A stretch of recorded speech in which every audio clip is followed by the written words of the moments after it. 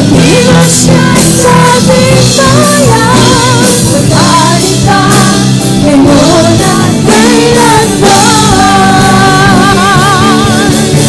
Kanyang kaharian, itatatag sa ating bayan. Ngayon tayo sa layunin niya, sa isang kingdom na isa, hindi mawawakas. Pag-iwas siya sa ating bayan, maghari ka ngayon at kailanman. Maghari ka ngayon at kailanman. Maghari ka ngayon at kailanman. Maghari ka ngayon at kailanman.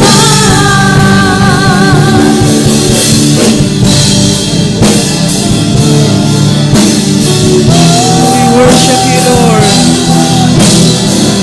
Oh, Yorobo Shandere Yandere Yandere Yandere. Sikere Yakara Yarabara Bara Bara Bara Bara. Oro Boro Boro Boro Boro Boro Boro Boro Boro Boro Boro Boro Boro. Andere Yala La La La La La La La La La La La La La La. Boro boro boro boro boro boro boro boro boro boro boro boro. Shandere ya la la la la la la la la ma shandere yandere yandere yandere. Boro boro boro boro boro boro boro boro boro boro. Sikere yandere ya la la la la la la la la la la la ma. Boro yo boro boro boro boro boro boro boro boro boro boro.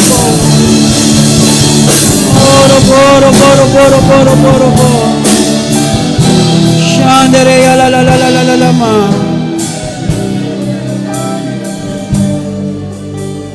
Oh, we worship you, Lord. You know the Lord said, it shall be in the last days, God says, that I will put forth my spirit on all flesh. Your sons and your daughters shall prophesy. Your young men shall see visions. You know, the last days is the day of the Lord. The day that He will pour out His Spirit. The day that our people will rise up. Our sons and daughters will prophesy. Our old men will dream dreams. Our young men will see visions. The last day is the day of the Lord. The day of awakening. The day that God's people will rise up. The day the nation will be awakened. The day that God will march out like a warrior to destroy all the works of the enemy. Even on my bonds lay both men and women, I will in those days pour forth of my spirit, and they shall prophesy. The young, the old, even the little ones, and those who are in the high place, even the least, will begin to rise up. Even in my bonds lay both men and women, I will in those days pour forth of my spirit, and they shall prophesy. I will grant wonders in the sky above and signs on the earth below, blood and fire and vapor of smoke. The sun will turn into darkness and the moon into blood, before the great and glorious day of the Lord shall come. I tell you, it will be a glorious day. I said it will be a glorious day, because we will call it the day of the Lord. Oh, this is the day of the Lord. Oh, this is the day that the Lord has made.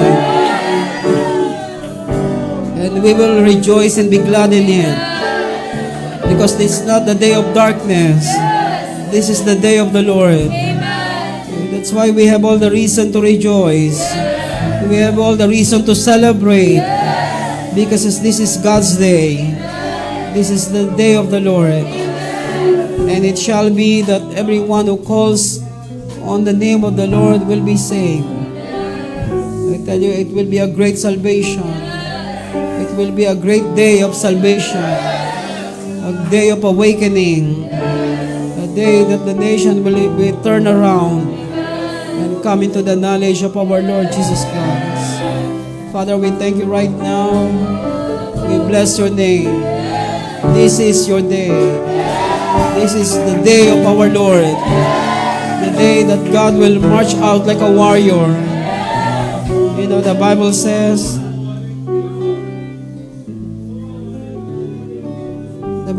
in Isaiah chapter 42 verse 13, the Lord will go forth like a warrior.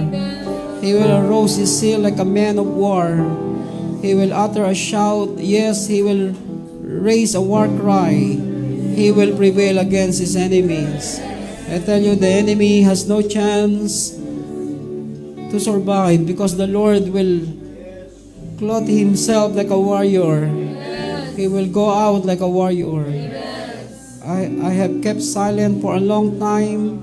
I have kept still and restrained myself. Now, like a woman in labor, I will groan. I will both gasp and pant. I will lay waste the mountains and hills and wither all the vegetation. I will make the rivers into coastlands and dry up their ponds. I will lead the blind by the way they do not know. In paths they do not know, I will guide them. I will make darkness into light before them and rugged places into plains.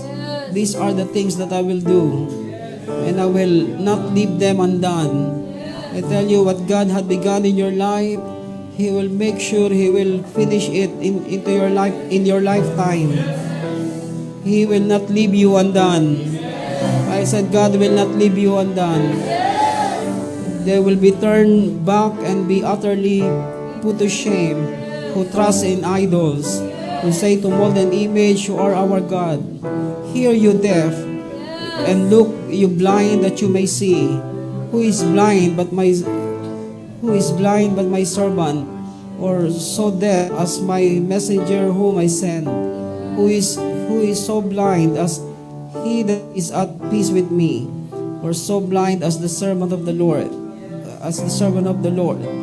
You have seen many things, but you do not observe them. Your ears are open, but none hears. The Lord was pleased for his righteousness' sake, to make the law great and glorious. But this is a people plundered and despoiled. All of them are trapped in caves, or are hidden away in prisons.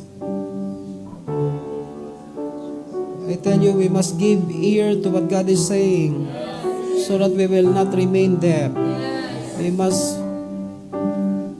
know how to perceive what God is showing to us, so that our eyes will be open. This is our portion.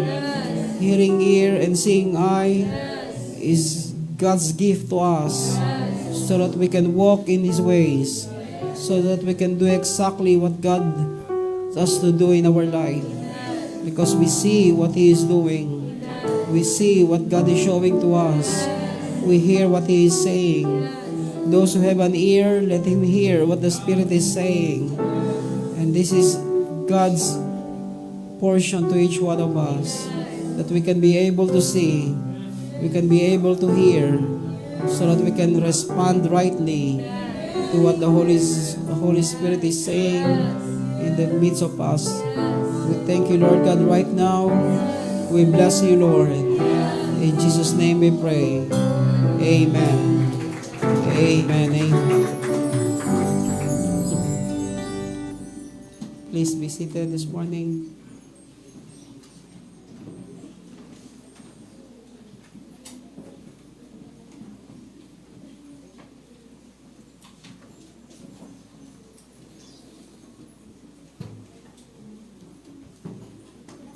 Open your Bible in the book of Acts, chapter 13. You know, the church must have a mighty man. I said the church must have a mighty man.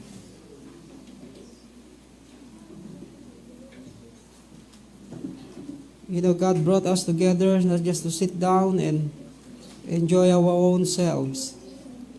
We must become a mighty man. I said God must raise up a mighty man inside the church, This morning we will talk about the mighty man inside the church. We can identify who is mighty man, not just who do ministry. I said mighty man is not just who do ministry. Do you want to identify mighty man inside the church? Okay, you don't want. Acts 13 verse 1. We will know if we are part of this mighty man inside the church. Chapter 13 verse 1. Now there were at Antioch in the church that was there prophets and teachers, Barnabas and Simeon, who was called Niger, and Lucius of Cyrene, and Manaen, who had been brought up with Herod the Tetrarch, and Saul. While they were ministering to the Lord and fasting, the Holy Spirit said, "Set apart for me Barnabas and Saul for the work to which I have called them." Then when they had fasted and prayed, they laid their hands on them. They sent them away.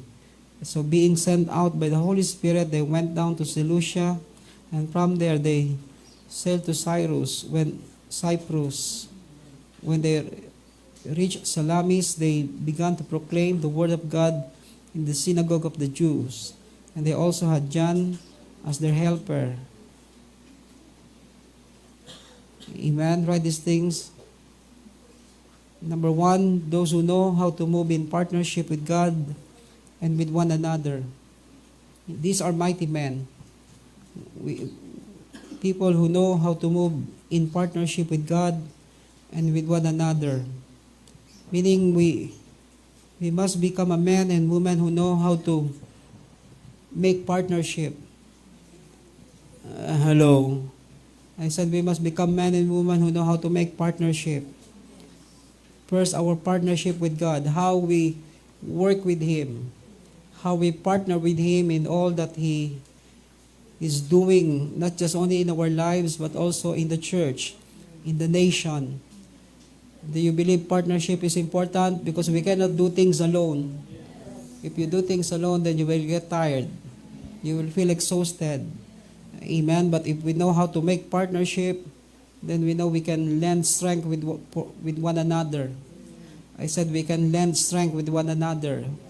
We can supply strength to one another so that we can do more things. I said so that we can do more things. But first is our partnership with God. Even how you partner with Him in all aspects of our life. Are we partnering with God? Or are we just doing things for ourselves? That's why this is important for us to become a mighty man, meaning we know how to move in partnership. Amen. I said we must know how to move in partnership. Under point number 1, they move collectively, not individually. They move collectively, not individually. You know, especially in the last days, we must have somebody who are working together with us. Amen. Don't go solo. I said don't go solo. Make sure you have somebody who can pray with you, pray for you, work with you, go with you, do things together with you. Amen.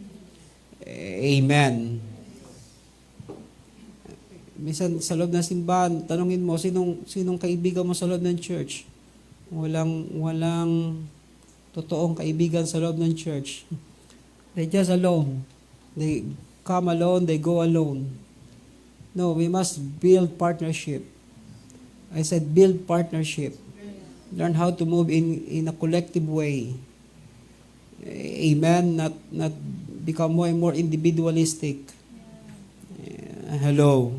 You know, generation today, they don't want to work with anyone. Hello. Lagi nag-iisa. Hello. Kawawa, nag-iisa. Hello. They don't make friendship with anyone. They always have these imaginary friends. Hello. Ano bang palabas yun? They always have imaginary friends. Ha? Mga pinapanood ni Ishi noon. Imaginary friends. No, you must have a real friend.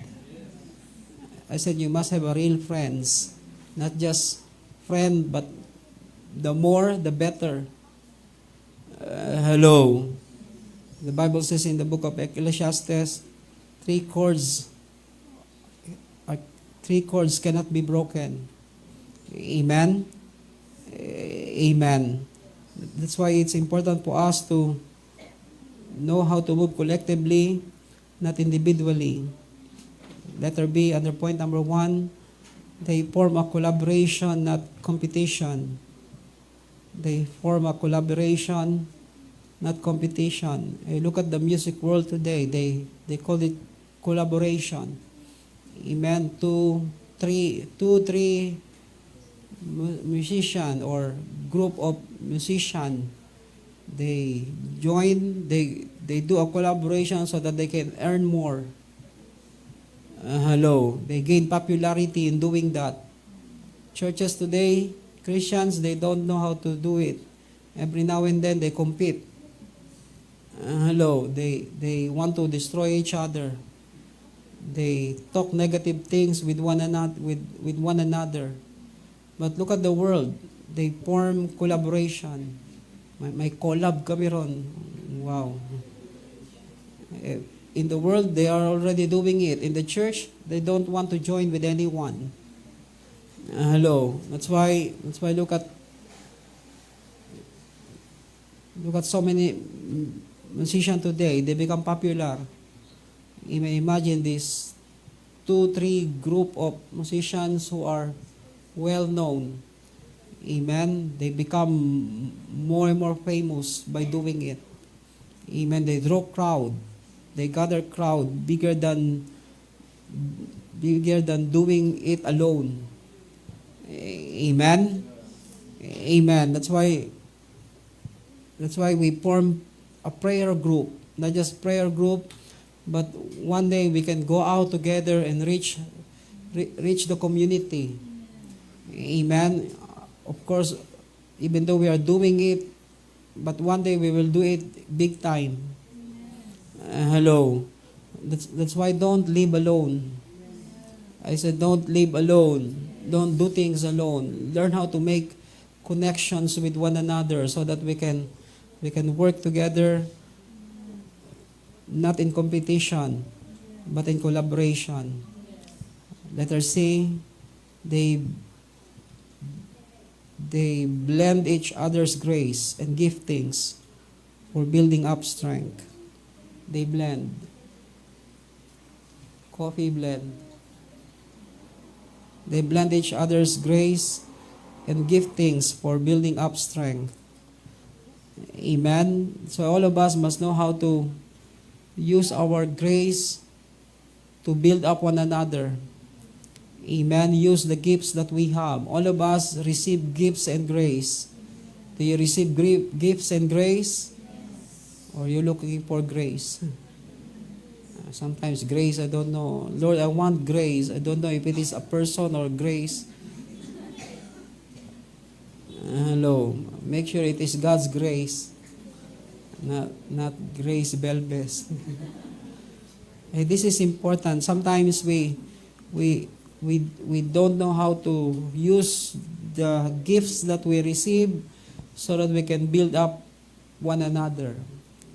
You know, imagine God gave you a gift of prophecy to destroy others.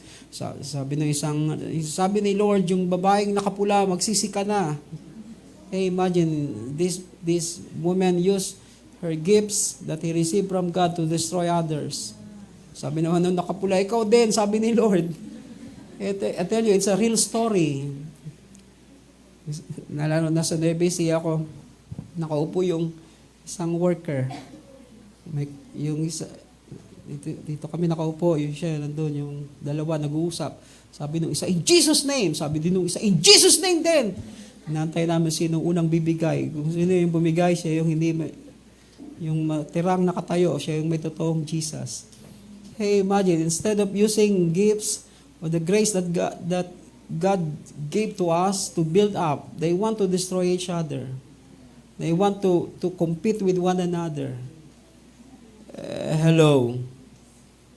You know, they are waiting for, some people, they are waiting for your fall. Christians are waiting for it. Pastors are waiting for your fall. Kaya nung na-experience namin yung challenges namin, buti na lang sa Malaysia nangyari. Why? Because if that things happen here, they are waiting for our fall. They are waiting for you to die. Hey, this is important because God gave us grace and gifts so that we can build up one another, so that we can strengthen one another. That's why if you look at Acts chapter 13, we see how this company of people come together so that they can not only to be sent out but to build one another. Amen. The Bible says, now there were at Antioch in the church that was there prophets and teachers. Some of them have a prophetic gifts, teaching gifts. They have Barnabas, who is a giver. Amen. A great encourager. Simeon, who was called Niger, Lucius of Cyrene, and Manaen, who had been brought up with Herod the Tetrarch and Saul. Imagine this group of people carry grace and gifts, not to destroy each other, not to compete with one another, but to strengthen and build up one another. Amen. That's why these are mighty men inside the church. Amen. Those who know how to move in partnership. Amen. Those who know how to move in partnership with God and with one another. Number 2, those who are able to discern. Those who are able to discern what the Holy Spirit is saying. Those who are able to discern what the Holy Spirit is saying and acting upon it. One thing to hear, but it's another thing to obey. Some people are good in hearing. Lalo yung mga chismoso. But they don't act upon it. They love to hear, but they don't have a heart to obey. I'm just joking. Gagalit kayo sa akin pagka... Hindi, lang tayo, curious lang tayo. Sometimes you wish not to hear those things. Sometimes that's some of my regrets in life. I wish I don't hear those things before. Why? Because it affects you until now. Those false doctrine, false teaching, sometimes still echoing in your mind. Hello, but God is merciful to us. He erased all those things that we have heard before. Hello, some people, they always want to hear something new. They always want to hear what others are talking about. Hey, this is important for us too. If we want to become a mighty man inside the church, we must be a people who can be able to discern what the Holy Spirit is saying and acting upon it. So we must develop our hearing ear. I hear one pastor in Facebook or TikTok, I don't know. He said, there's no scripture in the Bible hearing the voice of God.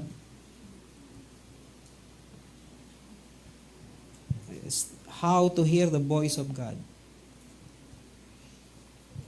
It's true.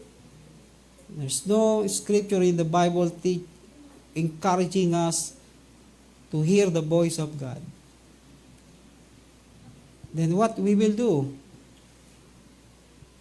We will not desire to hear God's voice. No, the written word must become a rhema word to us.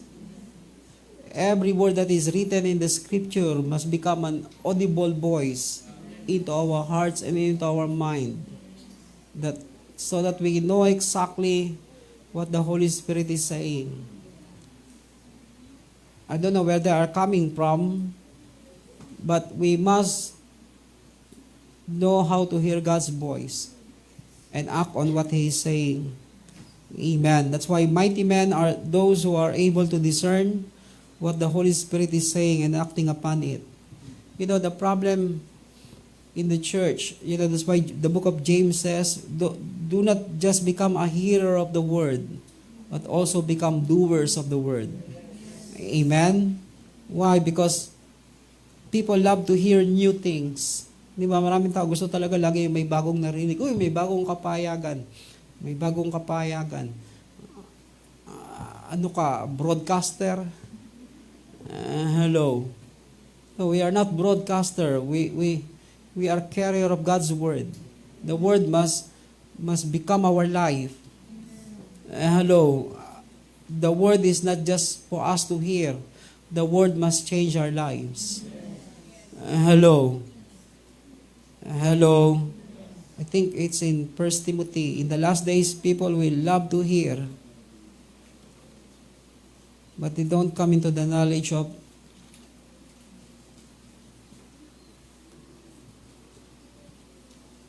in chapter 4, 1 Timothy chapter 4, but the Spirit explicitly says that in the latter times, some will fall away from the faith, paying attention to deceitful spirits and doctrines of demons. Imagine these people begin to love to hear another words or another voice. Amen. They look for new doctrines. They look for new message. In verse 2, by means of hypocrisy of liars, seared in their own conscience as with a branding iron, men who forbid marriage and advocate abstaining from foods which God has created to be gratefully shared in by those who believe and know the truth. Amen. Imagine today, divorce is acceptable in the church. Annulment, it's okay for them. It's okay. It's now they said, it's God's grace. God's grace to be annulled, God's grace to be divorced, God's grace, I don't know if they are to be disgraced. Hello. But we must be a company of people who are able to discern. Amen. That this is really what the Word of God is saying. Sometimes they diluted the Word. Pinapalabnaw nila yung salita ng Diyos. Hello, they don't want the pure Word. Di ba pag, alam niya, sunny orange, hindi mo pwedeng inumin ng puro. Mauubo ka, hindi nyo alam yung sunny orange. Kami lang, sa panahon pa lang namin yon. Hello, hindi nyo naabutan yon. Sunny orange, ganito lang, karami sa baso, dagdagan mo ng isang pitchel na tubig, matamis pa din. Hello. Ang iba ay niladagdag. Kaya minsan pag nagtimpla sila ng juice, ano yan, pang birthday o pang pamilya. Hello, pang birthday, malabnaw. Hello. Kulang sa lasa. Hello. We cannot dilute the word. Amen. We must receive it as it is. Amen. I said we must receive it as it is. In 2 Timothy chapter 3, in verse 1, but realize this, that in the last days, difficult times will come. You know why the last days become difficult? It is because of men. Hello, don't become part of a company of people that will make the last days difficult. Hello. For men will be lovers of self, lovers of money, boastful, arrogant, revilers, disobedient to parents. Amen. Kaya magulo ang mga huling araw, magulo. Why? Because people are disobedient to parents. For men will be lovers of self, they always love themselves. Amen. Sabi nung,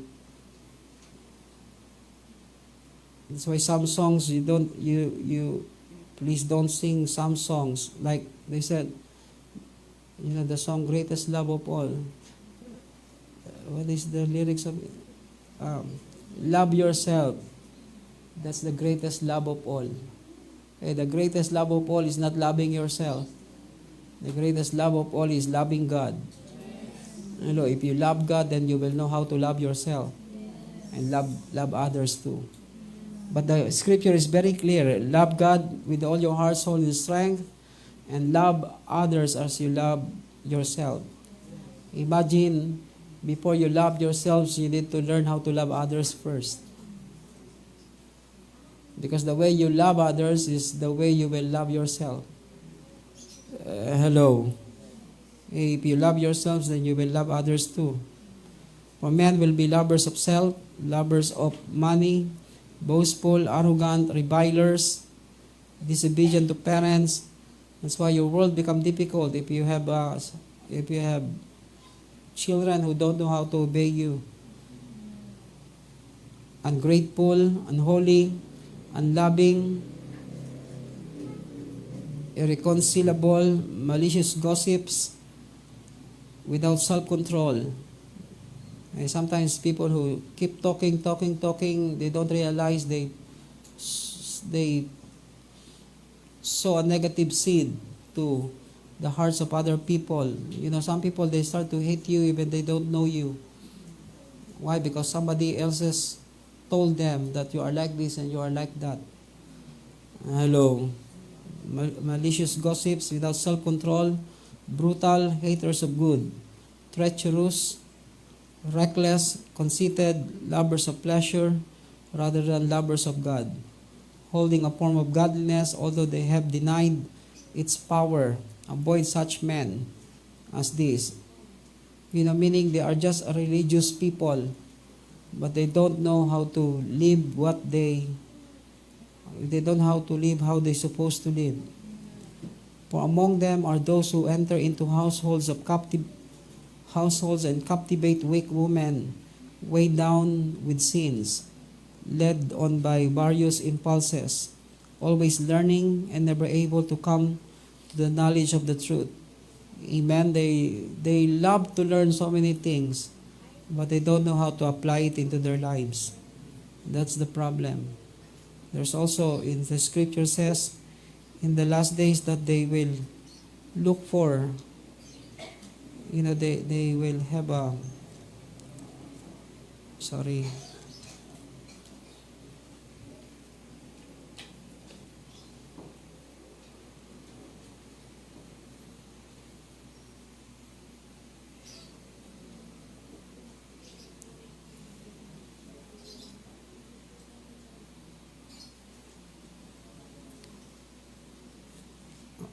Amen. That's why this is important for us those who are able to discern what the Holy Spirit is saying. Let's go back to Acts 13. The Bible says, while they were praying and fasting, the Holy Spirit says, some people when they fast and pray, what they discern is other things.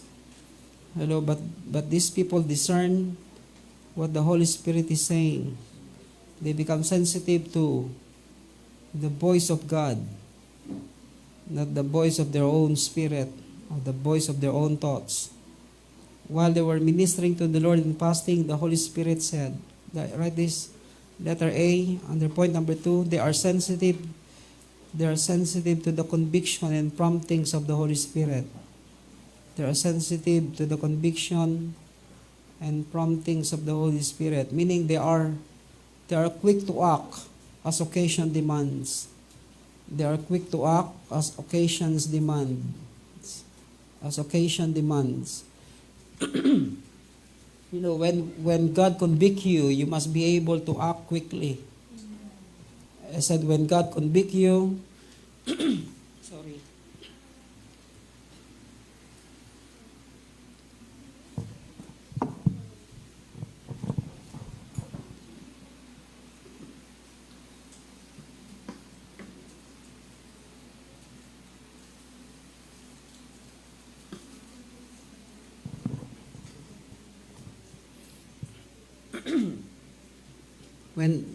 When God convict you, when the Holy Spirit begin to convict you, you must quickly act as occasion demands.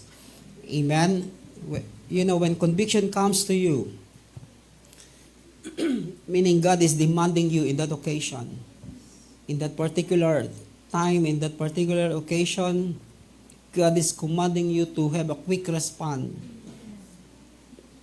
Hello. That's why the Bible says when they are praying, the Holy Spirit said, set apart for me Barnabas and Saul in verse 3. Then when they had fasted and prayed, they laid their hands on them and sent them away. They act quickly. Why? Because that's the demand of that occasion. I said that is the demand of that occasion. This is important for us to know how to follow the promptings, follow the conviction.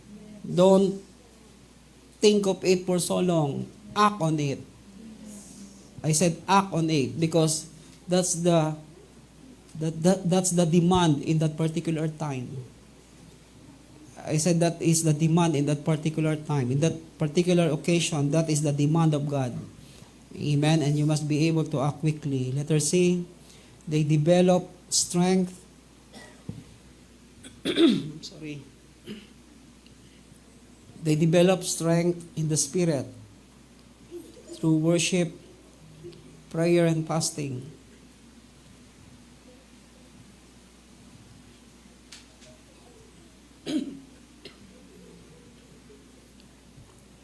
Today we don't fast, we always have feasting. Hello, lalo nagpa-fasting ngayon, lagi.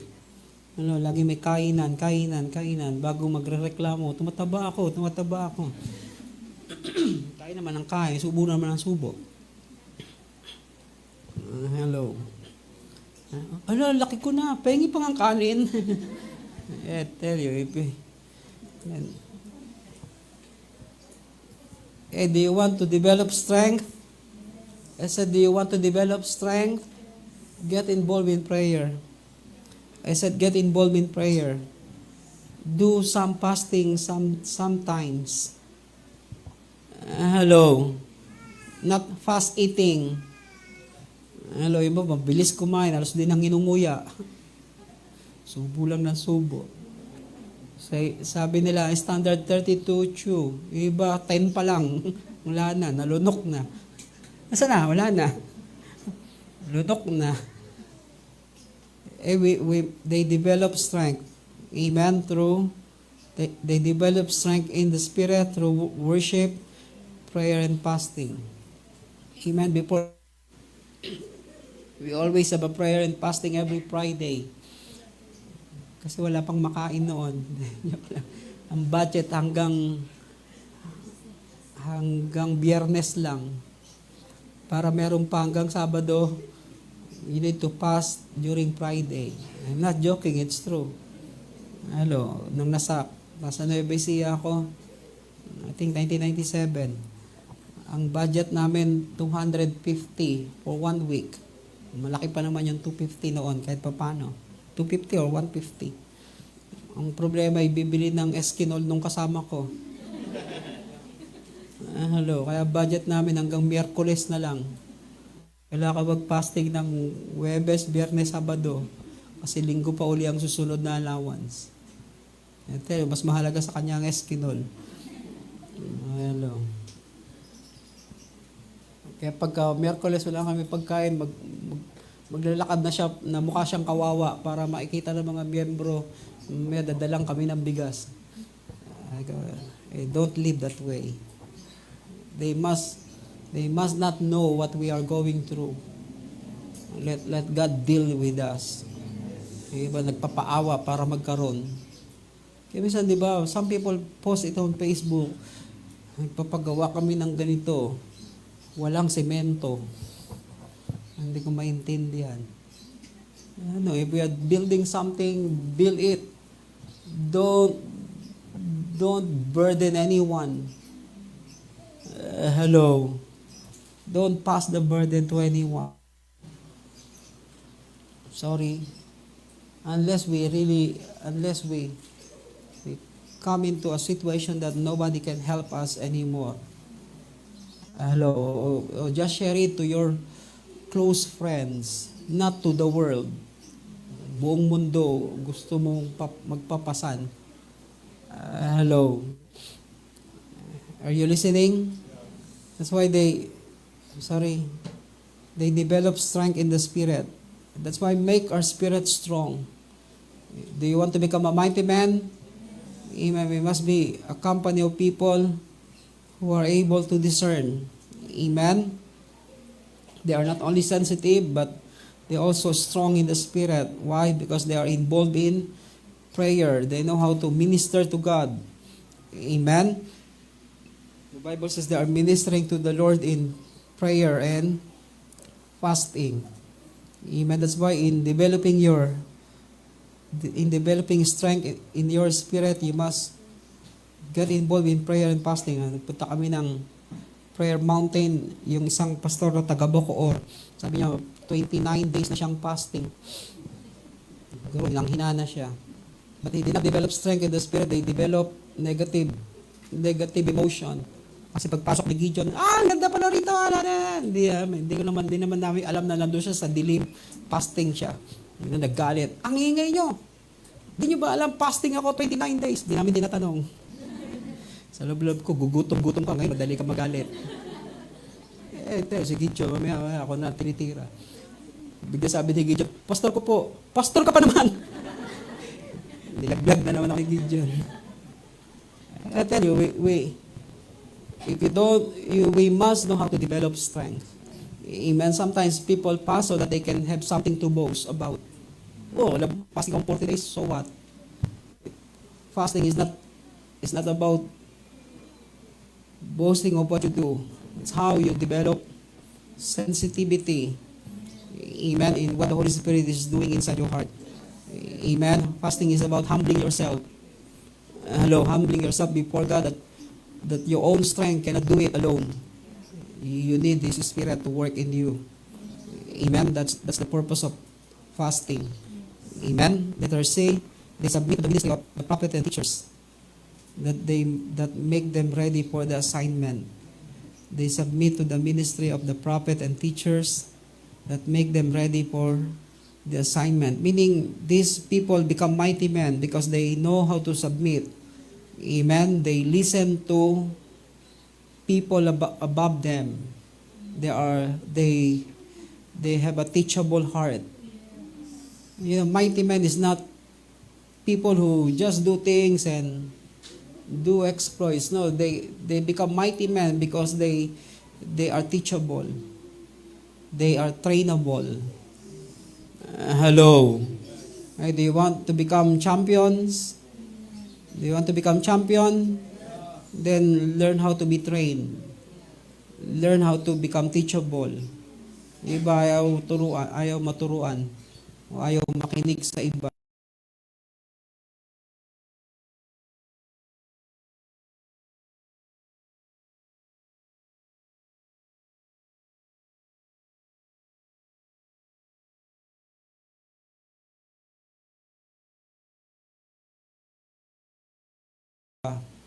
They only listen to themselves. Iba kunyari maikinig. But still, they will do what they want to do. Kaya sabi, iba magpapapayo. No, they are not there to be counseled.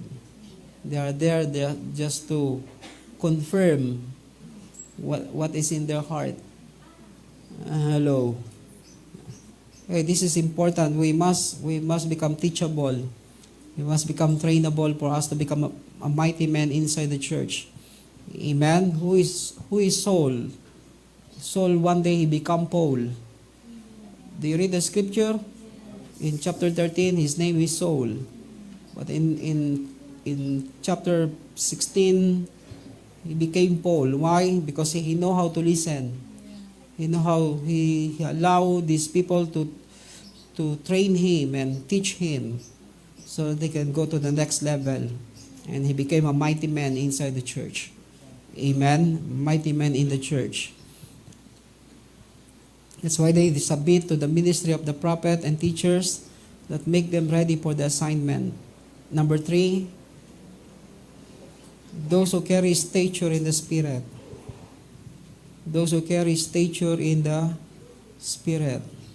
That's why these are the list of the mighty men. These are the mighty men inside the church, meaning those who carry stature in the Spirit, meaning they enter into maturity that become evident to all. Letter A, under point number 3, they enter into maturity that become evident to all. You know, stature is not just about when you speak, they will obey you. Sometimes because they are just forcefully obey. Kasi pag di ka sinunod, magagalit ka, wala kang pagkain. Stature is not like that. Stature talks about maturity. I said, stature talks about maturity. It's not just because people listen to you, you are gaining stature. You have stature. Mga tao sa gobyerno, may stature ba sila? Kaya sinusunod natin, kailangan lang natin sumunod kasi sila yung nandun. Kasi pag hindi, takot-takot na issue gagawin sa'yo. Hello. They bring all hell into your house. Not because they have stature, but they only have position. They don't use position to move people. I said don't use position to move people. We must use our stature, amen, to rally the people. Meaning, because we enter into maturity that become evident to all. In chapter 13, in verse 2, the Bible says, while they were ministering to the Lord and fasting, the Holy Spirit said, in Acts 16, verse 1, Acts 16, verse 1, Paul came also to Derbe, hindi parang mag-derby.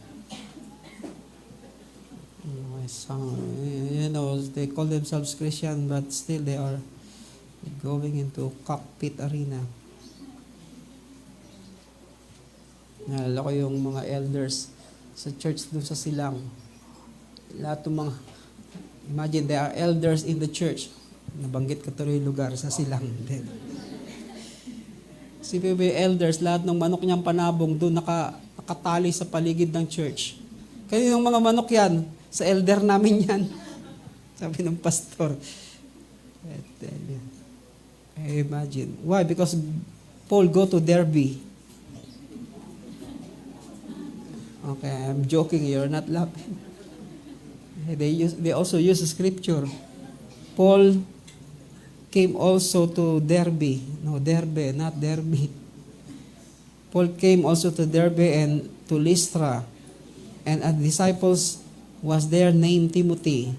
Who is that disciple? Timothy, the son of Jewish woman who was a believer. Parang may nagpipreach din. Saan ang gagaling yung nagpipreach?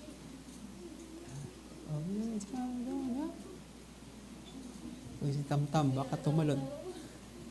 Uy, may kasama si Tamtam sa taas?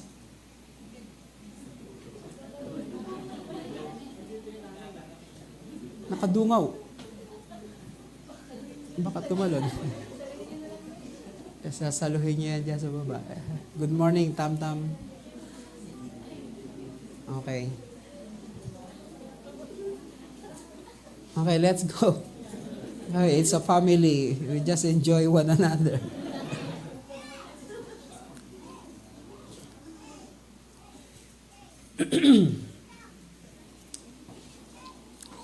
And a disciple was there named Timothy, the son of Jewish woman who was a believer, but his father was a Greek. And he was well spoken of by the brethren who were in Lystra and Iconium. Imagine, 2 cities, Timothy are well known. Amen. Why? Because he had a good testimony. Hello. Why? Because his maturity become evident to all. Hey, that's stature. Even, sabi ni Pastor Ed, Pastor, matagal ko na narinig yung pangalan mo pero di pa tayo nagkikita. Hello. Maganda naman yung narinig nyo, Pastor. Oo naman, Pastor. Lagi kang binibida ni Pastor Mandy, sino pa isang pastor na sabi niya. Parang ikaw nga yung, parang akala ko nga miyembro ka niya eh. I tell you, we must, stature is about entering into maturity. Amen? Not just somebody who will command people, but somebody who become more matured. Hello. Ako, may stature ako. Kasi utos ako ng utos. Hindi yan stature. Hello, iba pala utos. Utos, gusto niya. Hello. Guwanin mo nga to. Sandok mo nga ako. Bigyan mo nga akong tubig. I tell you, these people, kasi medyo matagal naman na ako sa church eh, kaya nakapag-utos na rin ako. I tell you, even in my stage, I don't want to command anyone just to give me some drinks or some water. Minsan lang kapag kayong parang gusto mo lang maglambing sa iba. But to feel that you are somebody and commanding people, it must good to be the one working for others. Diyan na naman kayong grupo. Pag tumatawa na yung mga grupo dito, nakabahan na ako. Meron na naman silang pinag-uusapang di ko alam. Are you listening? They enter into maturity that become evident to all. The Bible says he was well spoken by the brethren who were in Lystra and Iconium. Paul wanted this man to go with him, and he took him and circumcised him because of the Jews who were in those parts, for they all knew that his father was a Greek. Hey, imagine, nasa Nebesi ako, sabi ni Pastor Mandy, ito na yung bago kong Joshua. Ang dami pa naman yung mga Joshua doon. I tell you why, because when they see your maturity, when they see how you carry yourselves, they want you to become part of their life. Hello, nung nagkaroon ng gulo noon sa network, lahat ng pastor, lalapitan kami. Sa amin kayo sumama. So, loob ko, wala akong sasamahan sa inyo. Hello, everybody is talking to you about, join us. Don't stay with Papa. Join us. Philippines must be for the Filipino. I said to them, no. We will make decision after this. But inside the heart, we know where we will go. Hello, why? Because they see, huwag ka nang sumama sa amin. Pabigat ka lang. Hey, they see you as an asset. Hello, not liabilities. May iba, nalala ko noon nung paalis kami sa dating church. Huwag niyo sabihin sa baka sumama pa yan. Hello, some people, you want them not to get involved with you, not to become part of you. Why? Because they are troublemakers. And some people, we talk to them, hey, we're going out. We're going in this direction. Do you want to come with us? I tell you, we must be a company of people who enter into maturity that become evident to all. Letter B, their authority are recognized in the spirit world. Their authority are recognized in the spirit world. Meaning, it's not having authority with men, but having authority in the spirit world.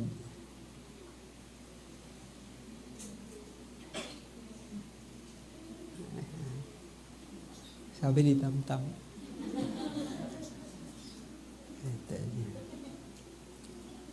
It's good. You know, children are pure. When they wave their hands on you, it's a pure wave of hands. Some people, they wave their hands on you, but inside their hearts they are angry. That's why we love children. I said we love children. Of course, we love old people too. Well, their authority are recognized in the spirit world. Acts 19 in verse 13. Amen. The Bible says, Acts 19 verse 13.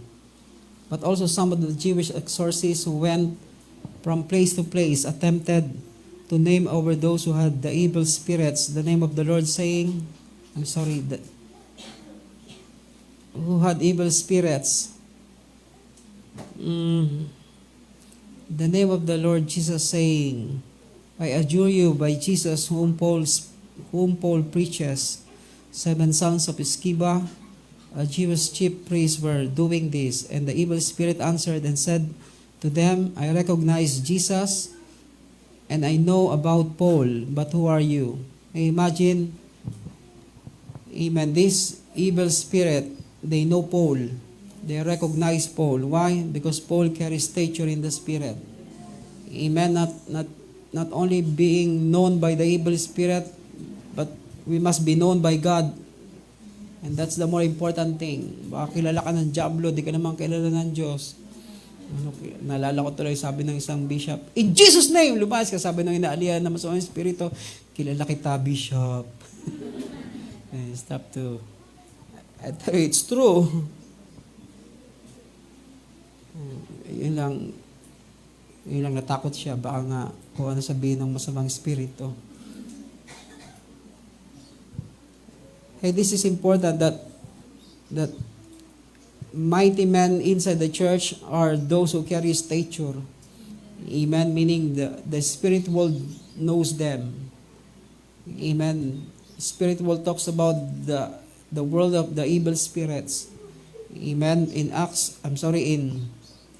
Genesis chapter 18, amen, talks about Abraham who negotiate with God. Why? Because he carries stature in the spirit.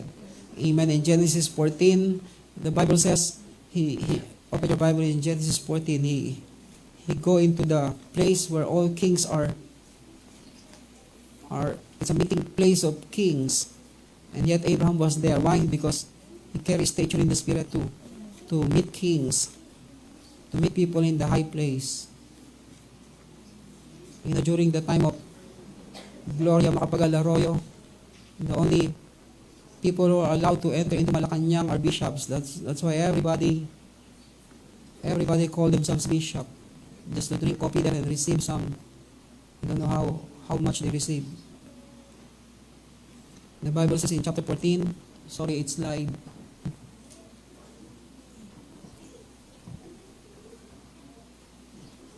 Chapter 14.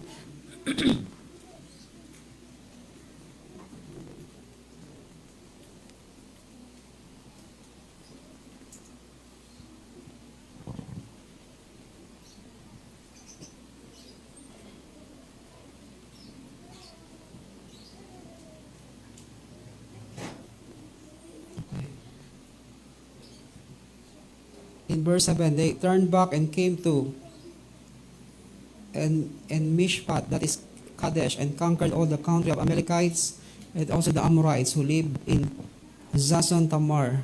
Let's jump on verse 9. Against Chador Laomer, king of Elam, and Tidal, king of Golem. And kakanood nyo kasi. And Amraphel, king of Shinar, and Aryo, king of Elazar, 4 kings against 5. Now the valley of Siddim was full of, let's jump on. They go into the valley of Shabe, means King's Valley. Amen. In chapter 7, verse 17. Then after his return from the defeat of Chedorlaomer, and the kings who were with him. The king of Sodom went out to meet him at the valley of Shaveh, that is the king's valley. Amen. Why Abraham was there? Because he carries stature in the spirit. Amen. That's why become a mighty man, meaning we must gain stature. Amen. We must carry stature in the spirit. Letter C. Write these things. Our level of authority is proportion to the measure of our relationship with Christ. Our level of authority is proportion to the measure of our relationship with Christ. You will have no authority unless you grow in your relationship with Christ. That's why mighty man is not those who are doing many things. Mighty men who are those people who carry stature. Amen? Hello. Hey, we need mighty men inside the church. Not mighty duck. Hello. Mighty man and yak. Okay, binabutan yung cartoons na yan. Matanda na talaga siya. Okay, I will not raise that issue. Our level of authority. That's why we need mighty men inside the church. But for you to become a mighty man listed inside the church, you must carry stature in the spirit. Amen. Our level of authority is proportion to the measure of our relationship with Christ. That's why we will have no authority unless we grow in our relationship with Him. Amen. The Bible says in the book of 1 Kings chapter 17, Elijah said, "As the Lord the God of Israel lives, before whom I stand, there will be neither dew nor rain, except by my word." Imagine the authority that he carried. Why? Because he stand long enough in the presence of God. Amen. The level of his relationship with God is so deep, it's so strong that he can speak on behalf of God. He can speak like God. God will allow him to speak like him. God allow Elijah to speak like him. It's like when Elijah speaks, it's like God speaks. Hello. Imagine the stature that we will carry one day. Hello. I said the stature that we will carry one day. Why? Because you are mighty men inside the church. Are you mighty men inside the church? We will give you this last point, number 4. We will continue next Sunday, 5, 6, and 7. Number 4, those who carry accurate pattern to build and move with God. Those who carry accurate pattern to build and move with God. Those who carry accurate pattern to build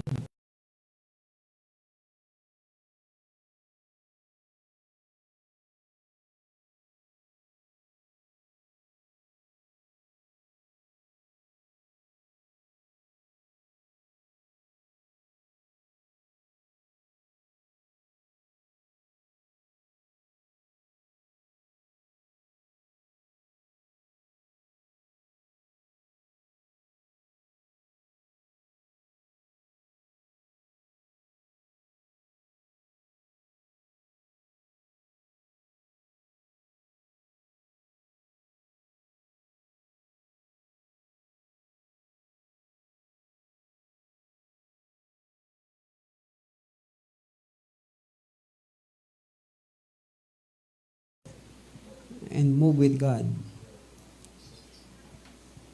That's why mighty men are those who carry pattern.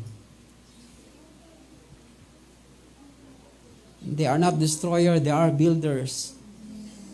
Amen. You know, the problem is that the church, they have lack of mighty men because so many people are not builders. So many people are not contributors. They suck the blood of the church. Some are sucking the strength of the church. Praise the Lord. Sorry, nagising yung bata. Pati matanda, nagising din. I know. Kasi I tell you. I know the timing.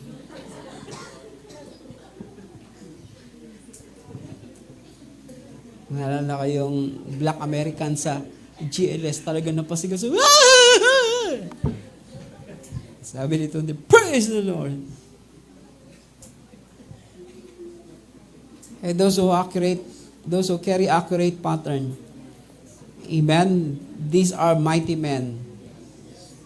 I said these are mighty men.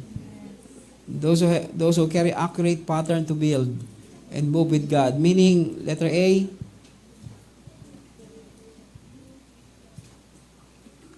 write these things under point number 4, letter A. What you see and hear are God-given pattern to build. What you see and hear are God-given pattern to build and a permission to go to represent Him. What you see and hear are God-given pattern to build and a permission to go to represent Him. That's why mighty men are those who carry accurate pattern. Meaning, this company of people are those who hear God. Those who see things from God. Are we mighty men? Yes.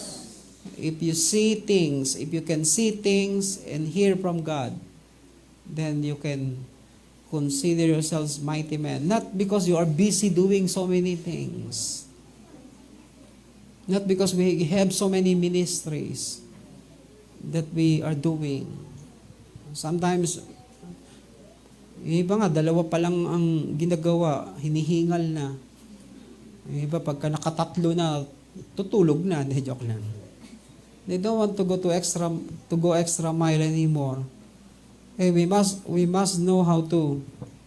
We must be the company with people who carry accurate pattern. Why? Because what you see and hear are God-given pattern. Every thing that God shows you, you can use it as pattern. Everything you hear is your authority. You can use it as an authority to go, a permission to go, to represent Him. Amen? Okay, write these things. Still, letter A. Those who go into the presence of God. Those who go into the presence of God has the power to go out to represent Him. Sorry. Has an authority to go out to represent Him, or whatever. Those who go into the presence of God, meaning if we go into the presence of God, then we have the right to go out to represent Him. Some people, they are just going out, but they don't know how to go into the presence of God. That's why they only talk about themselves. They talk about their own plan. They talk about their dreams. They are not representing God because they have not been there. Because every time we go in, we know exactly how to represent the one whom we are meeting with. And so if we meet Him in His presence, we have authority to represent Him when we go out. Hello? Hey, these are mighty men. I said these are mighty men. Those who carry accurate pattern. That's why, letter B, they follow the chain of command. They follow the chain of command and subject themselves under authority of those above them. They follow the chain of command and subject themselves under authority to those above them. The mighty men are not breakers of ranks. They know how to follow the chain of command. Mighty man is not careless company of people who just do things without being under authority. Hello.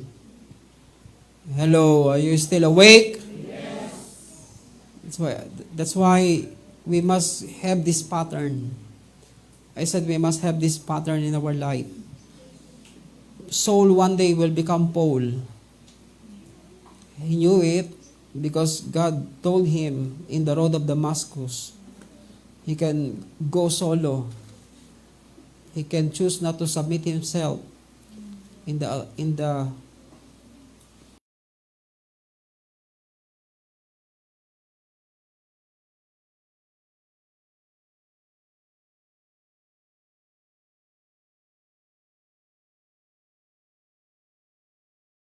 church that is in Antioch. But he followed the chain of command. He can send himself, but he is sent out with his elders in the church of Antioch. This pattern must be in our heart, that we must know how to subject ourselves under the chain of command. Some people teach us about, it's manipulation. Even in heaven, still there is ranks. We must follow the chain of command. We will not just go, when we are in heaven, we will not just appear before God anytime we want. Somebody will accompany us there. Somebody will talk to us that we are invited to come. Okay, you don't know heaven. Hey, read the scripture. Not everybody will just appear before God. Hello. If you are not invited, you cannot come. If God will not choose to appear to you, you will not see Him. Hello? Okay. That's why they follow the chain of command and subject themselves under the authority of those above them. Letter C. By these things, the Holy Spirit will not send out the Holy Spirit will send out, the Holy Spirit will send out those who not violate the chain of command. The Holy Spirit will send out those who are not violate the chain of command. Why? Because in Acts 13, the Bible says, while they were ministering to the Lord and fasting, the Holy Spirit said, "Set apart for me Barnabas and Saul for the work to which I have called them." Then when they had fasted and prayed and laid their hands on them, they sent them away. In verse 4, this is the verse for it. Because they follow the chain of command, the Bible says, so being sent out by the Holy Spirit, they went down to Seleucia. Amen? That's why if we know how to follow the chain of command, the Holy Spirit will take over. Amen? The Holy Spirit Himself will send us out to do the job. Amen? Amen. That's why we need this kind of people inside the church. I said we need this kind of people inside the church. People who know how to make partnership. People who can discern and know what the Holy Spirit is saying. People who carry stature. People who carry accurate pattern. Hey, these are the sign of being a mighty man inside the church. Not just doing exploits everywhere, and yet they don't know how to. And yet they violate every authority, violate every chain of command. They are not sent out, they just send themselves. They are not going in the presence of God, they just love to go out and do the show. Is it Monday? I have meeting with Bishop Erwin, late now on 40 minutes. He said to me, there's so many pastors who are moving in the apostolic, but one problem I have with I have with them. They just they they just function in a way that what is the word? They just perform apostolic work, but they don't have a message. They don't have an apostolic message. I said to him, if they don't have a message, they are just performing. Because the pattern is very clear. God will raise up a man, and he will go out with a message. And that message will gather the people. Are you listening? Are you listening? That message will gather a crowd, masses, that will help him to finish the job. That's why I said to him, that's what I also see in this move. Everybody is claiming they are moving in apostolic. They do apostolic work, but they don't have a clear message. That's why they go everywhere just to perform, prophesying, doing these things, laying hands so that people will get slain, hyping the people. They hyping the people and making them so hype, and after that they don't know where to go. They are going nowhere. But real apostolic move, there is a clear message, clear direction. This is what the Lord is saying, and this is where God is leading us to go. This is the promised land, and this is the way to enter into the promised land. This is the wall that we need to destroy so that we can enter and possess the land. That's why when I shared these things to him, he said, "Oh, we are excited for our upcoming conference. This August 25. I've got pressured. I feel the pressure because he said maybe around 150 or 200 pastors will come." Sabi ko sa akin, baka gusto niyo rin mag-share. Suddenly I feel tremble inside. You know why? Because it's not because you can do.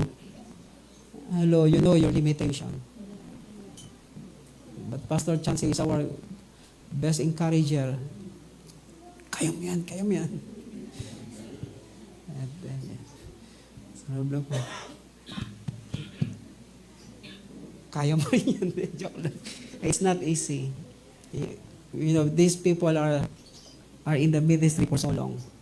And yet, we know what we have received from God.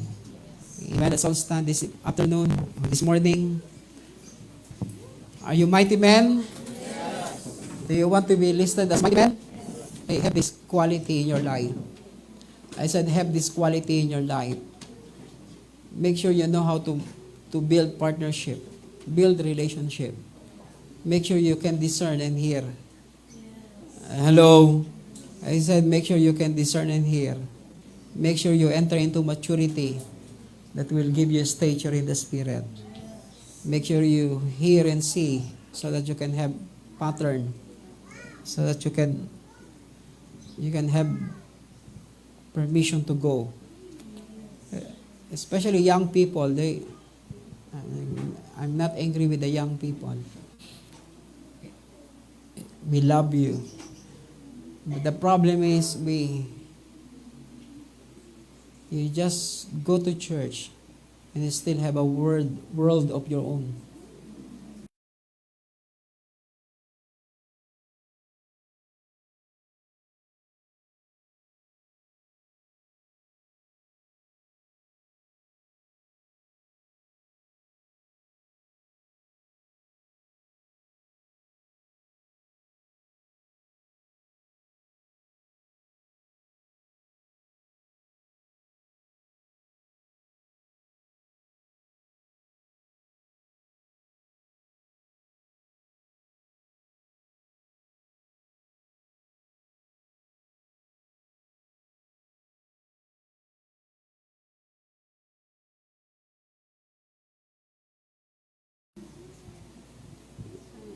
I think it's not also the issue with the young people, but all of us here.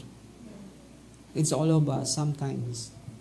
We are in the church, But we don't want to become a mighty man inside the church. We just want to live and stay in the church. No, God brought us to the church to become a mighty man. God brought you here not to be babysit, but to be somebody that will kill giants one day. I said kill giants one day, take territory one day, and conquer land one day. Be the one that will advance God's kingdom. We are not here to be babysit. Mahalang gatas. Hello. You know, before the end of worship, I'm asking God. I know some of us, we go through difficult times. Sometimes we thought, Lord, when you will talk to me about the situation that I go through. You know, strong men, of course, all of us need sometimes to be encouraged. Sometimes we are looking for words that will touch our emotion too. You know, but God remind me of Elijah. Elijah makes some dramas before God. Lord, I'm alone. All your prophets are gone. I'm only the one standing for you. End up my life. It's enough, Lord. All the dramas. God, he sleep and waiting for him to die. Waiting for himself to die. God sent angel to awaken him up, gave him angel's cake in the morning and angel's cake in the evening. Wow. Pre-delivery of Contis. I don't know. It's a good encouragement. But after that, God said, go continue your journey. What an encouragement. God did not talk to him, babysit him, talk to him about his feelings, talk to him about the difficulties that he go through. Still, God talked to him about his assignment. Sometimes we thought God is, I don't know, how you think, how God deals with you. Ganun ba kalupit ang Diyos? It's like He's not seeing the situation that we go through. But the truth is, we must become tough. We must become strong. This is not the time to lick our wounds and look for somebody that will talk to you and touching your emotion, touching your, I don't know what you want to be touched in your life. Wala man lang ako marinig na encouragement. Wala man lang magsabi, pagod ka na, alam ko anak, pagod ka na. Pahinga ka na. Yun ang pinakamahirap marinig. Gusto mo nang magpahinga? Kunin na kita. Hindi, joke lang. I tell you, I don't know, all of us are looking for it sometimes. Because we're all humans. Hello, that's the human side. But God is God. He became man too. But I don't know how God will deal you. But sometimes, His mighty man, He deals His mighty man differently. Because there's an assignment that needs to be done. Kasi, Daddy, hindi man lang ipag-pray kami. Sometimes, I really want to pray. Calling you in front, pray for you. I know you go through difficult times because I know what you are going through. Sometimes standing here, I see some of you. You have this kind of struggle in life. You have this kind of struggle in relationship. You have this kind of struggle in your work, in your family. I wish I can pray for each one of you and talk to you like God knows what you go through. Don't worry, God will help you. God will strengthen you, and you will cry and feel, wow, thank you, Lord, you know. But that's not us. I said that's not us. The only encouragement that we can receive from God is when we enter into His presence, enter into worship, knowing who He is, knowing that He died for us, He cared for us, even we don't talk about it because it's already done. He already showed it to us. What else need you to hear for you to know that He is with you, He is for you? He already died for you. He already shed His blood and died on the cross, rose from the dead, now seated at the right hand so that we can sit together with Him. What else encouragement do you need, do you want to hear? I'm not saying we will not hear from Him like that, but I tell you, you must see yourself in a different way. We are a mighty man. I said we are mighty men. Kaya ba minsan malungkot talaga ang buhay? They are always waiting for somebody that will recognize them and appreciate them and talk about the difficulties that they go through, talk about the situation that they have, talk about that they are discouraged, they need to be encouraged. Hello, I don't know you. I'm just joking. You know, I really, sometimes I Lord, can I preach Matthew 11:28? Come unto me, all who are weary and heavy laden, and I will give you rest. You don't know how I deal with God sometimes just to encourage some of you to feel refreshed again. In that way, but God did not permit. Because, you know why? Because you are a mighty man. You are a mighty woman. We can rise up in that level. I said we can rise up in that level. Kaya mabibigo lang tayo. Hello, kahit ako, I don't want to talk sometimes like this. I also want to preach like others are preaching about pagpapalain kayo ng Diyos. Huwag kayong mag-alala. Kasama nyo ang Diyos. Iingatan kayo ng Diyos. Alam niyo yung pinagdadaanan nyo. Hindi niya kayo nakakalimutan. Nakasulat na yung mga pangalan sa kanyang palad. I also want to preach those kind of things. And pray, prophesy to some of you who go through difficult times. Huwag ka mag-alala, nakita ng Diyos, pagod ka na. I tell you, minsan pag nakikita ko sa Facebook, lalo yung mga video clips ng church nila, Lord, maganda rin yan minsan. I tell you honestly,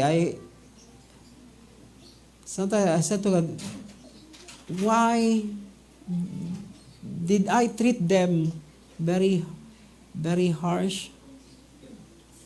Or I wish I can also comfort them. Nako-comfort ko naman kayo minsan, di ba? We also comforting you sometimes. But not in a way that just touching our emotion. Hello. Just saying hi. How are you? Sometimes is the best comfort that you can receive from us. And tapping you on your shoulder, laying hands on you, sending you some scripture. I hope it encouraged you. That's why when Elijah is so discouraged and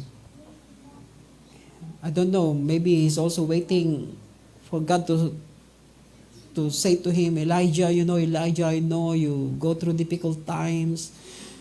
These people wants to kill you. These people wants to destroy you. And you have no house. You're just living in mountains where I want to throw you. But Elijah is a warrior. Elijah is a mighty man. If you don't consider yourself that way, you will always look for comforting words, encouraging words. But we're looking for words that will sustain us to finish our assignment. That's the word that we are looking for. I said that's the word that we are looking for. Are we awake? Yes. I hope we understand this thing. Because God will raise up mighty men in His house. Lift up our hands to Him. Let us spend some time in allowing God to refresh our heart, refresh our spirit. This is the best refreshment, to be in the presence of God.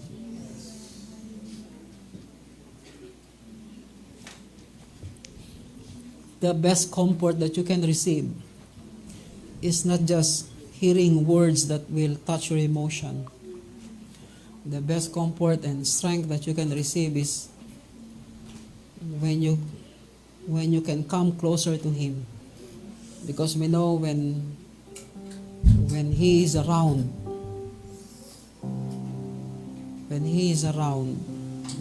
the devil will never have a chance to come closer to us. Even if we go through difficult times, we know we can go out with strength because He is on our side. Father, we thank You right now. Come on, just lift up your hands.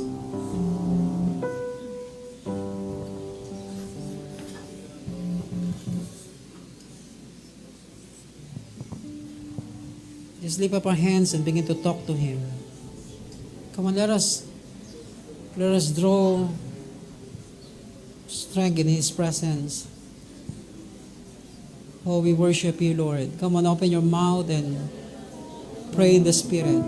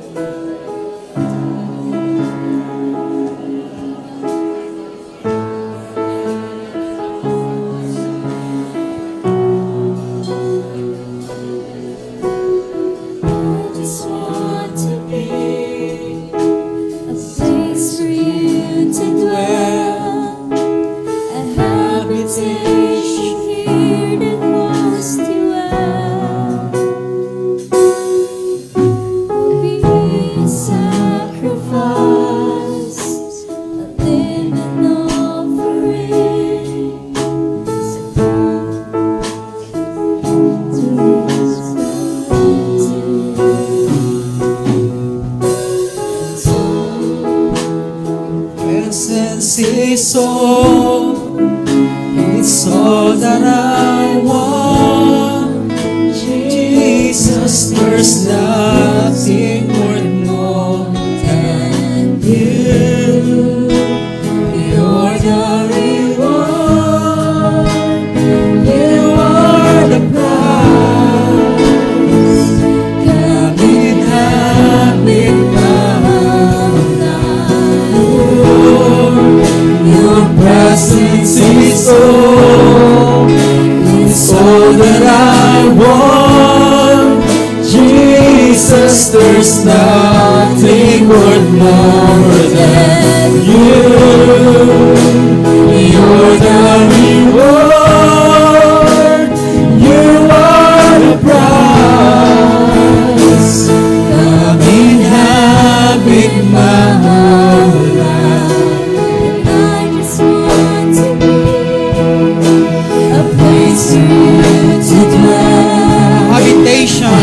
Habitation here. I'll be the sacrifice. Be the sacrifice, a living offering, a temple consecrated for my King. So come and make your home So come and make your home inside of me. Lord, your presence is all. It's all that I want. Jesus, there's nothing worth more than you. You're the reward. You are the prize. Something happened my whole life. Lord, your presence is all. It's all that I want. Jesus, there's nothing worth more than you. You're the reward. You're the prize. I've been loving my whole life. I would rather be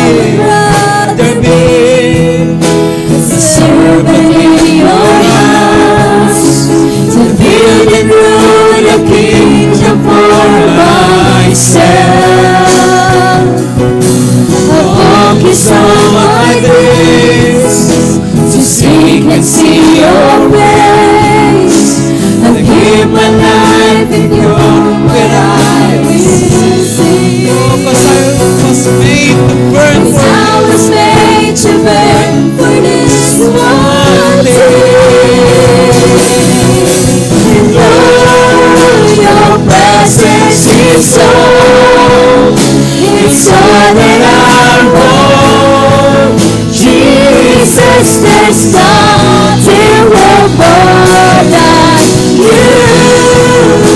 You're the reward. You are the prize. I'll be loving my whole life. Lord, your presence is all. It's all that I want. Jesus, there's nothing worth more than you. You're the reward. You are the prize. I'll be loving my whole life. Lord, your presence is all. It's all that I want. Jesus, there's nothing worth more than you. You're the reward. You are the prize. I'll be loving my whole life.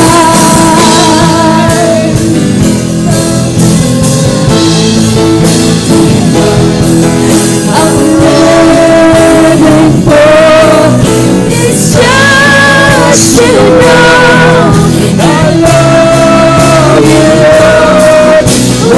Whatever it costs, you're all I want.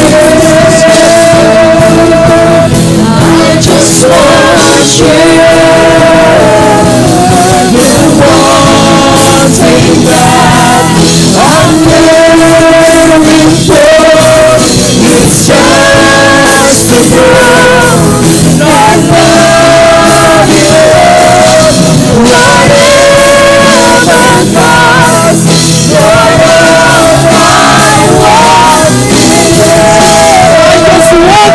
I just want you. One thing now, one thing that I'm living for. It's just to know I love you, Lord. Whatever costs, you're all I want. I just want you.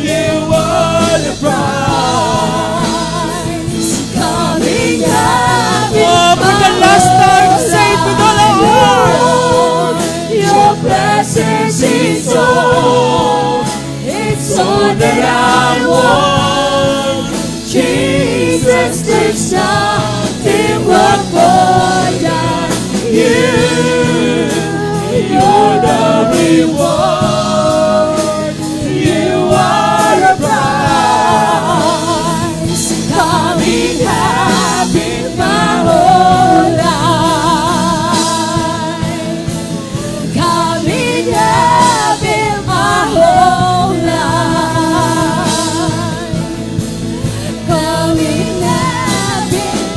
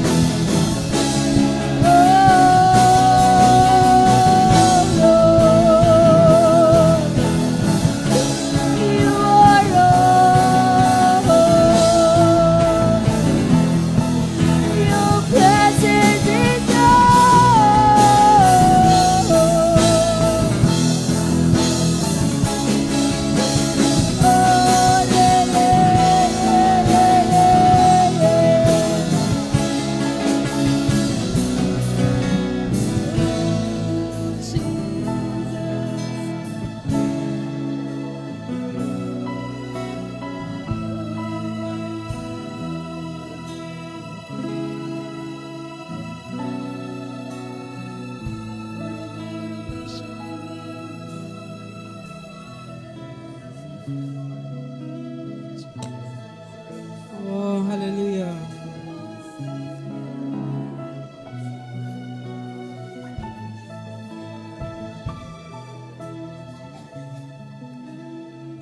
You know, the Bible says,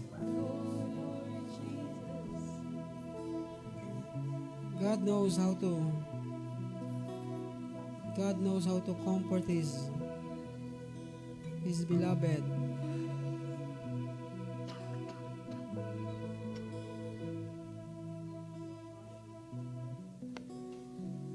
Your passion will make you will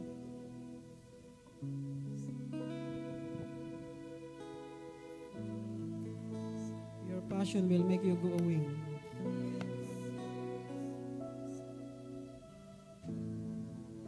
You know, I believe with all my heart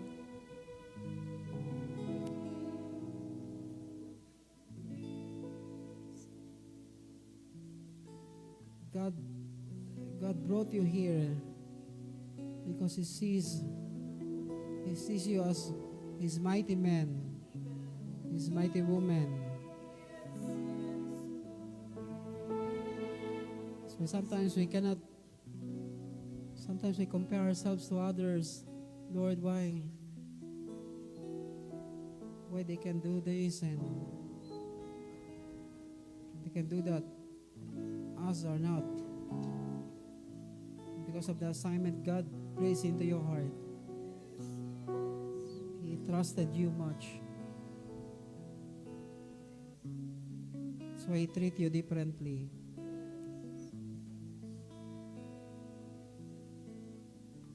You know, sometimes people sacrifice so that the future will become better for others. But the reward is great to those who sacrifice so that others will have a better future. And that reward is God. He is the rewarder of those who seek Him diligently. Father, I pray right now, thank you for the encouragement that comes from your presence. We feel refreshed, we feel strong, because your presence is bring us closer and closer to you. The best encouragement that we can receive is knowing that you are pleased with us, knowing that you are here for us, knowing that you choose to live in us.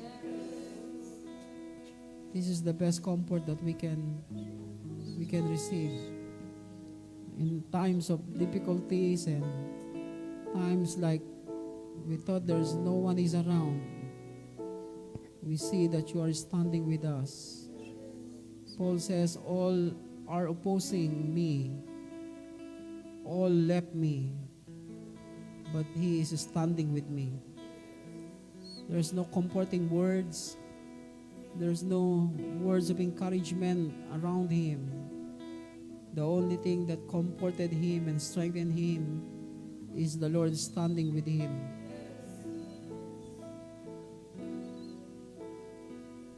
kind of life is not easy. But I tell you, it's a rewarding life. Father, bless your people, I pray. Bless all the works of their hands. Lord, I pray that you will open doors that nobody can shut. You will shut the door that nobody can open. Let this be the portion of your people. Thank you for your strength. Thank you for the inspiration of the Holy Spirit that you always put into their hearts to go on and move forward. Keep moving forward, says the Lord. Bless their family, I pray. Heal every sickness and disease, I pray. And multiply all the works of their hands. In Jesus' name, amen.